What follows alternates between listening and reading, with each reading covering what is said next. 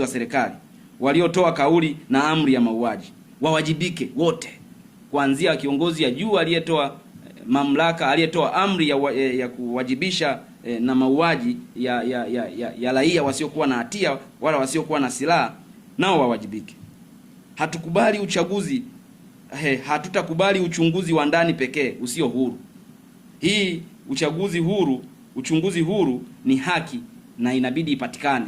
Haiwezekani aliyefanya kosa akajichunguza yeye mwenyewe. Kwa hiyo tunaendelea kuusimamia msimamo wa chama wa tume huru ya uchunguzi wa mambo yaliyotokea Oktoba 29 na baada ya hapo, ili kuweka haki katika mambo ambayo yametokea kizani, ili aweze kuwa wazi na kupatikana ufumbuzi wake.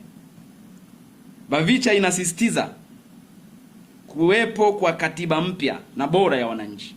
Hii ndo suluhu ya Watanzania. Hii ndo suluhu kubwa ya Watanzania.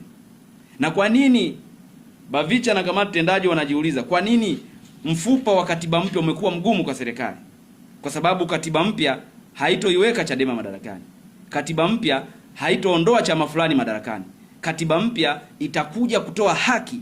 Itakuja kusema huyu atasimama hapa na haki yake ni hapa. Woga wa hili jambo ni nini?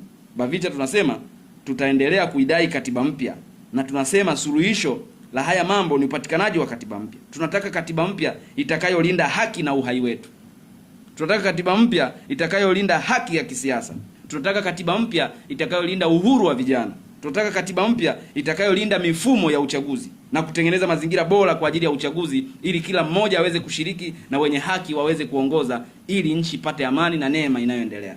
Sio nani anakupenda na nani anakutaka, lakini ni kula ngapi zimeingia kwenye sanduku ziweze kukufanya wewe ushinde na uongoze watu, na sio vinginevyo.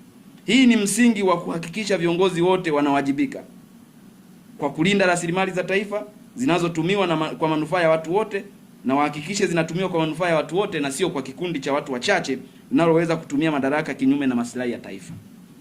Wito kwa vijana wa Kitanzania. Tunatoa wito kwa vijana wa Kitanzania kuendelea kupigania haki zao bila kuchoka. Kushirikiana tusishirikiane na viongozi ambao hawajapatikana kihalali.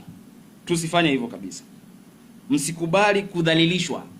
Msikubali kabisa kudhalilishwa. Vijana wa Kitanzania, na mimi kama mtendaji wa baraza la vijana ambao wameongoza njia na wamekuwa mstari wa mbele kila siku kupambania mapambano ya kuweka haki na usawa katika taifa hili, nasema vijana wa Kitanzania msikubali kabisa kufika katika hiyo level ya kufikishwa katika mazingira ambayo yatatunyima kabisa uhuru wetu, uwezo wetu wa kuamua na